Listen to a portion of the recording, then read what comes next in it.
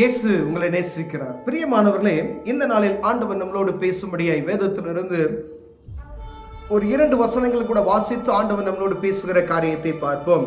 அது 1 தெசலோனிக்கேயர் புஸ்தகம் 5வது அதிகாரம் 11, 14, 17, 19 வசனம் இப்படியாக சொல்லுகிறது. ஆகையால் நீங்கள் செய்து வருகிறபடியே ஒருவரை ஒருவர் தேற்றி ஒருவருக்கொருவர் பக்தி விருத்தி உண்டாக்கும்படி செய்யுங்கள். மேலும் சகோதரரே, நாங்கள் உங்களுக்கு போதிக்கிறது என்னவென்றால், ஒழுங்கில்லாதவர்களுக்கு புத்தி சொல்லுங்கள், திடனற்றவரை தேற்றுங்கள், பலவினரை தாங்குங்கள், எல்லாரிடத்திலும் நீடிய சாந்தமாயிருங்கள், இடைவிடாமல் ஜெபம் பண்ணுங்கள், ஆவியை அவித்து போடாதிருங்கள். பிரியமானவர்களே, அப்போஸ்தலனாகிய பவுல் தெசலோனியருக்கு எழுதும் பொழுது, சபைக்கு எழுதும் பொழுது, ஆண்டவருடைய பிள்ளைகளுக்கு அவர் எழுதுகிறது நம்முடைய ஆவிக்குரிய வாழ்க்கையை நீங்கள் அவித்து போடாதபடி கவனமாயிருங்கள் என்று எழுதுகிறார். பிரியமானவர்களே, இடைவிடாமல் ஜெபம் பண்ணுங்கள் என்று எழுதுகிறது நாம் பார்க்கப்படுகிறது. பரிசுத்த ஆவியின் அபிஷேகத்தில் ஒரு நாளும் குறைவில்லாதபடி நீங்கள் நாங்களை காத்து கொண்டீர்களால் நீங்கள் காக்கப்படுவீர்கள் என்பதற்காக ஒவ்வொரு நாளும் நல்லா பாடி மகிமைப்படுத்தி ஆண்டவரை ஸ்தோத்தரித்து நீங்கள் வீட்டில் தனிமையான இருக்கும் நேரத்தில் தேவ சமூகத்தில் நல்லா பாடி மகிமைப்படுத்தி பரிசுத்த ஆவியின் அபிஷேகத்தை நீங்கள் பெற்றுக்கொள்ள வேண்டும் என்பதற்காக ஆவியை அணைத்து போடாதிருங்கள் என்று சொல்கிறது பார்க்க முடிகிறது. இடைவிடாமல் ஜெபம் செய்யுங்க அப்படின்னா, அப்ப இடைவிடாமல் ஜெபம் செய்யணும் அப்படின்னா எப்பொழுதும் தேவ சமூகத்தில் ஒரு தேவ பிரசன்னத்தோடு நாம் ஜெபித்துக் கொண்டே இருக்க வேண்டும் என்பதற்காக சொல்கிறார். பிரியமானவர்களே, ஆகையால் நீங்கள் செய்து வருகிறபடியே ஒருவருக்கொருவர் தேற்றி ஒருவருக்கொருவர் பக்தி விருத்தி உண்டாக்கும்படியான செய்யுங்கள். ஒருவருக்கொருவர் நீங்க செய்து வருகிறபடியே, நம்ம எத்தனை பேர் இதை செய்கிறோம் அப்படின்றது நமக்கு தெரியல. ஆனா நாம் பேசுகிற காரியங்கள் மற்றவங்ககிட்ட நம்ம பேசணும் அப்படின்னா அவங்களுக்கு பக்தி விருத்தி உண்டாக்கக்கூடிய காரியத்தை நாம் பேசணும். இதை நீங்கள் செய்து வருகிறீர்கள் என்று சொல்றாரு. எல்லாரும் செய்யறது கிடையாது. ஆனா நம்ம மற்றவங்ககிட்ட பேசும் பொழுது அவங்களுக்கு பக்தி விருத்தி உண்டாகும்படியாய், தெய்வ பயம் உண்டாகும்படியாய் அவர்களோடு நீங்க பேசுங்க அப்படின்னு சொல்றாரு. பக்தி விருத்தி உண்டாகும்படி செய்யுங்கள். அப்படின்னா அவங்களுக்கு பக்தி விருத்தி உண்டாக்கும்படியாய் செய்யணும்னா என்ன செய்யணும் அப்படின்னா, ஆண்டவர் நமக்கு செய்த நன்மைகளை அவர்களுக்கு என்ன செய்யணும்? கற்றுக் கொடுக்கணும். ஆண்டவரால் செய்யக்கூடாத ஒரு காரியம் உண்டோ? உங்களுக்கு செய்த நன்மைகளை நீங்கள் மற்றவர்களுக்கு சொல்லும் பொழுது ஒருவருக்கொருவர், இங்கு சொல்லப்படுகிறது சபையில இருக்கக்கூடிய ஆண்டவருடைய பிள்ளைகளை ஒருவர் தேற்றுங்கள். ஒருவர் சோர்ந்து போய் இருப்பாங்க, ஒருவர் பலவீனப்பட்டு இருப்பாங்க, ஒருவர் ஏதோ ஒரு தேவைக்காய் அவர் இருப்பார். ஆண்டவர் நமக்கு செய்த நன்மைகளை சொல்லி ஆவிக்குரிய வாழ்க்கையில அவர்கள் பக்தி விருத்தியை கூடுவதற்காக தேவன் நமக்கு செய்த நன்மையான காரியங்களை அவர்களுக்கு சொல்லும் பொழுது அவர்கள் ஊக்கம் பெற்று மீண்டும் தேவ சமூகத்தில் ஊக்கமாய் ஜெபிக்கக்கூடிய ஒரு காரியத்தை அவர்கள் பெற்றுக்கொள்வார்கள். பிரியமானவர்களே, மேலும் சகோதரரே, நாங்கள் உங்களுக்கு போதிக்கிறது என்னவென்றால், ஒழுங்கில்லாதவர்களுக்கு புத்தி சொல்லுங்கள். ஒழுங்கற்று இருக்கிறார்கள், கர்த்தருடைய பிள்ளைகள் ஒழுங்கில்லாதவர்களா இருக்கிறாங்க. அவங்கள பார்த்தா தெரியும் இவங்க மதுபான பிரியரா இருக்கிறாங்க, இல்ல தவறான வழியில போறாங்க, இவங்க செய்கிறது ஆவிக்குரிய வாழ்க்கைக்கு வித்தியாசமா இருக்கிறது என்றால் அவர்களுக்கு நீங்கள் புத்தி சொல்ல வேண்டும் என்று சொல்லப்படுகிறது. அவங்க தப்பு பண்ணிட்டாங்க அப்படின்னு சொல்லி ஒதுக்கி வைக்காதபடிக்கு புத்தி சொல்ல வேண்டும் என்பது வேதத்தில் சொல்லப்படுகிற காரியம். அந்த சகோதரனை பார்த்து அவர்களுக்கு ஆண்டவருடைய காரியத்தை சொல்லி, நீங்க இப்படி தப்பா போறீங்க, இந்த காரியத்திலிருந்து நீங்க விலகி ஆண்டவர் பக்கமா வந்துருங்க, இது ஆண்டவருக்கு விருப்பமில்லாத காரியத்தை நீங்கள் செய்கிறீர்கள் என்பதை அவர்களுக்கு சொல்லி அவர்களை நம்ம நல்வழிப்படுத்துவதற்கு ஆண்டவர் விரும்புகிறார். பிரியமானவர்களே, புத்தி சொல்லுங்கள். ஒவ்வொரு நாளும் ஒழுங்கற்று போனவர்களுக்கு புத்தி சொல்லுங்கள், திடனற்றவரை தேற்றுங்கள். திடனற்று போயிருப்பாங்க, ஆவிக்குரிய வாழ்க்கையில திடனற்று போயிருப்பாங்க.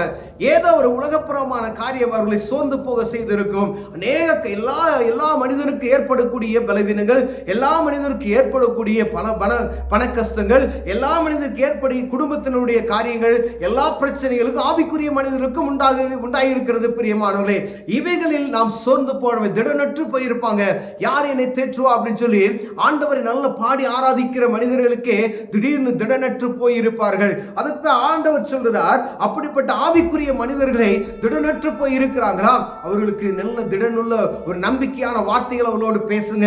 திடனற்று போய் இருக்கிறவர்களை நீங்கள் தேற்றுங்கள் என்று அவர் சொல்லப்படுகிறதை கேட்க முடிகிறது. பிரியமானவர்களே, எத்தனை பேருக்கு நம்ம விசாரிக்கிறவராய் இருக்கிறோம் என்பதை நாம் அறிந்திருக்கிறோம். உங்க ஊழியக்காரர் பலவீனமா இருக்கிறாரா, உங்க ஊழியர் ஒருவேளை சோர்ந்து போய் இருக்கிறாரா, உங்க பக்கத்தில் இருக்க சகோதரன் ஒருவேளை சோர்ந்து போய் இருக்கிறானா, உங்க சபைக்கு வரக்கூடிய ஒரு அன்பு சகோதரன் ஒரு அன்பு சகோதரி யாரோ சோர்ந்து போய் இருக்கிறாங்களா, அப்படிப்பட்டவர்களை விசாரித்து தேற்றி அவர்களுக்கு நீங்கள் செய்யக்கூடுமான ஏதாவது உதவி உங்களால் செய்யக்கூடுமானால் செய்யுங்கள் என்று ஆண்டவர் அந்த இடத்துல உரைக்கிறதை நாம் பார்க்க முடிகிறது. பிரியமானவர்களே, பலவீனரை தாங்குங்கள், பலவீனரை தாங்குங்கள். பலவீனமாக இருப்பாங்க, அவங்களுக்கு ஏதாவது உதவி செய்யும்படியே ஆண்டவர் விரும்புகிறார். அவங்களுக்காக நம்ம ஜெபிக்கலாம். முதல்ல ஆண்டவர் தேவ சமூகத்தில் பலவீனமாக இருக்கிறவர்களை தாங்கும்படியாய் ஆண்டவர் விரும்புகிறதை நாம் பார்க்க முடியுது. ஜெபத்தில் முதல் நம்ம தாங்குவதற்கு கற்றுக்கொள்ள வேண்டும். பிரியமானவர்களே, அந்த ஒவ்வொரு தனிப்பட்ட மனிதனுக்கும் பலவீனம் என்பது வருகிறது. சோர்வு, உடல் சோர்வு, வசதிகள், பலவீனங்கள், ஏதாவது ஒரு பிரச்சனை வந்துகிட்டே தான் இருக்கும். ஜெபத்துல முதல்ல அவங்களை தாங்குவதற்கு நாம் கற்றுக்கொள்ள வேண்டும்.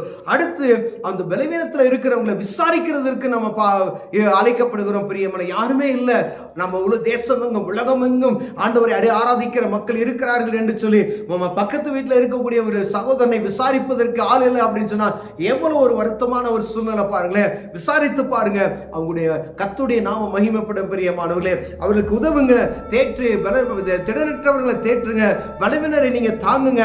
அப்பொழுது என்ன செய்யும்? ஆண்டவருடைய நாம மகிமைப்படும். பிரியமானவர்களே, எல்லாரிடத்திலும் நீடிய சாந்தமாயிருங்க. எரிஞ்சு விழுவாங்க, பார்த்துருக்கீங்களா? எந்த இடத்தாலும் எரிஞ்சு விழுகிறது.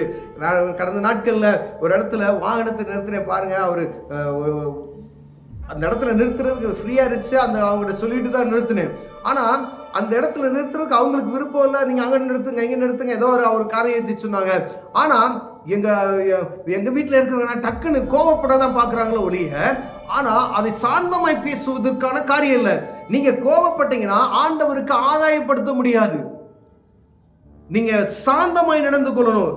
பாருங்க, எல்லாரிடத்திலும் நீங்க என்ன செய்யணுமா? எல்லாரிடத்திலும் ஆவிக்குரிய மனிதர்கிட்ட மாத்திரம் கிடையாது, விசேஷமா ஆவிக்குரிய மனிதரை காட்டிலும் உலகப்புற மனிதர்கிட்ட நம்ம பழகும் பொழுது சாந்தமாய் நடந்து கொள்ள வேண்டும். பிரியமானவர்களே, எவ்வளவுக்கு எவ்வளவு சாந்தமாய் நடந்து கொள்ளுகிறீர்களோ அந்த அளவுக்கு தேவநாம மகிமைப்படும் என்பதை நாம் மறந்து போய்விடாதபடி எச்சரிக்கையா இருக்கும்படி அழைக்கப்படுகிறோம். சாந்த குணம், அவங்க என்ன தவறு செய்தாலும் சரி, உங்களுக்கும் அவங்களுக்கும் வித்தியாசம் இருக்கு. நீங்க ரட்சிப்பின் அனுபவத்தை பெற்றிருக்கீங்க, ஆண்டவரை அறிந்து கொண்டிருக்கீங்க, பாவம் மன்னிப்பு நிச்சயத்தை பெற்றிருக்கிறீங்க, நீங்க பாவம் மன்னிக்கணும்ன்ற அந்த ஒரு காரியத்துக்குள்ள வந்திருக்கிறீங்க. என்னுடைய பாவத்தை இயேசு மன்னித்தாரையா, அதே போல நான் மற்றவங்க பாவத்தை மன்னிக்கிறேன் அப்படின்னு சொல்லுகிற அந்த காரிய இருதயத்துக்குள்ள ஆழத்துல இருந்தா ஆண்டவன் நம்முடைய பாவத்தை மன்னிக்க வல்லமையுள்ளவராய் இருக்கிறார். பிரியமானவர்களே, ஏன்னா என்னுடைய பாவத்தை மன்னித்தார் ஆண்டவர், நான் மற்றவர்களுடைய காரியங்களை மன்னிக்காமல் இருப்பேன் சொல்லணும். வேதத்துல ஆண்டவர் எழுதி வைத்திருக்கிறார். ஆண்டவர் ஒரு கூட எண்ணெய் வாடிங்கினவனுக்கு ஆண்டவர் மன்னித்து ஒரு எஜமானன் அனுப்புகிறார். இவன் வெளியே போன உடனே அங்கு இவன்கிட்ட கடன் பெற்றவனை என்ன செய்யறான்? கடினமாய் நடத்தி அவனை சிறையில் அழைத்து போட பார்க்கிறான். உடனே அங்கு பார்த்த மனிதர்கள் போய் அந்த எஜமான்கிட்ட சொன்னதுமே அவனை தூக்கி பற்கடிப்பான இடத்துல தூக்கி போடு அப்படின்னு சொல்லுகிற இந்த காரியத்தை அறிந்திருக்கிறோம். பிரியமானவர்களே, இப்ப ஆண்டவர் என்னுடைய பாவத்தை, என்னுடைய அக்கிரமத்தை, என்னுடைய மீறுதல்களை மன்னித்திருக்கிறார். அப்படின்னா நான் மற்றவங்களுடைய பாவத்தை, மற்றவங்களுடைய எனக்கு செய்த அக்கிரமத்தை, மற்றவங்க எனக்கு செய்த பொல்லாப்பை நான் மன்னிக்காம இருந்தேன்னா நான் எப்படிப்பட்டவனா இருப்பேன்? ஒருவேளை அவங்க போய் தேவ சமூகத்தில் முறையிட்டார்கள் என்றால் ஆண்டவர் நம்ம கிட்ட என்ன செய்வாரு? கடினமாய் நடந்து கொள்வார். பிரியமானவர்களே, நாம் எப்படி நடந்து கொள்கிறோம் என்பதை பார்க்க முடியாது. ஆண்டவருடைய நாமம் நம் நிமித்தமாய் மகிமைப்படுகிறதா என்று பார்க்க முடியாது அழைக்கப்படுகிறோம். இந்த நாளில் ஒருவருக்கொருவர் புத்தி சொல்லி ஆவிக்குரிய வாழ்க்கையில அவர்களுக்கு தேற்றுகிறவர்களாய் நாம் காணப்படுகிறோமா என்று பார்க்கும்படி அழைக்கப்படுகிறோம். கண்களை மூடுவோம், ஜெபம் செய்வோம். அன்பின் தகப்பனே, நாங்கள் ஒருவருக்கொருவர் புத்தி சொல்லி ஒழுங்குபடுத்துவதற்கு, ஒருவருக்கொருவர் சாந்த குணமாய் நடந்து கொள்வதற்கு உதவி செய்ய எங்களுக்கு கிருபை பாராட்டுங்க. இயேசுவின் நாமத்தில் பிதாவே, ஆமென்.